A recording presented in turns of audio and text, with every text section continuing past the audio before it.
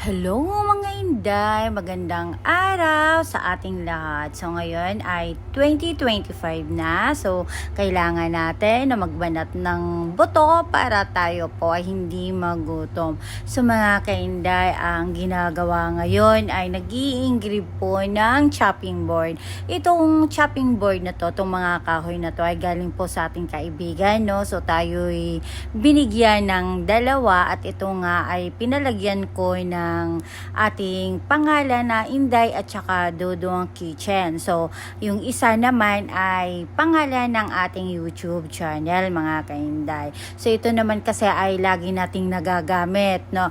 Ang ganda lang kasi gamitin na pagka gumagamit ka ng sangkalan, nakikita mo yung iyong pangalan na naka-engrave doon sa ating sangkalan. Saka mga kainday, itong ating sangkalan ay hindi talaga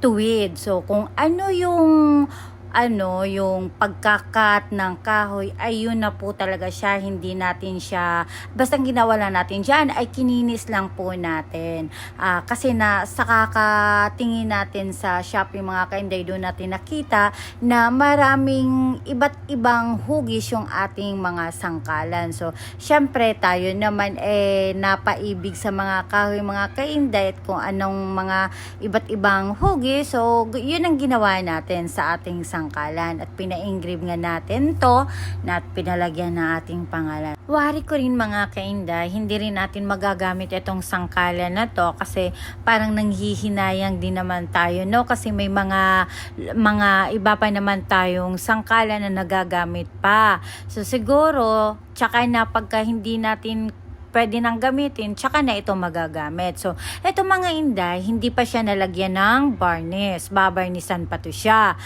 Yun nga lang, hindi natin mababarnisan ngayon kasi medyo masama po talaga ang panahon.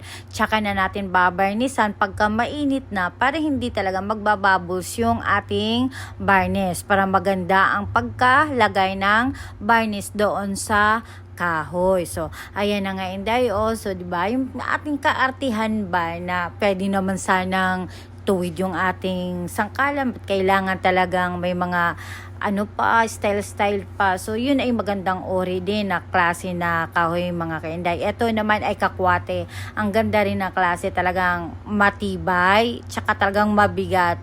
Pagka minalas-malas, pagka may paluko-luko, mga inday, no, pwedeng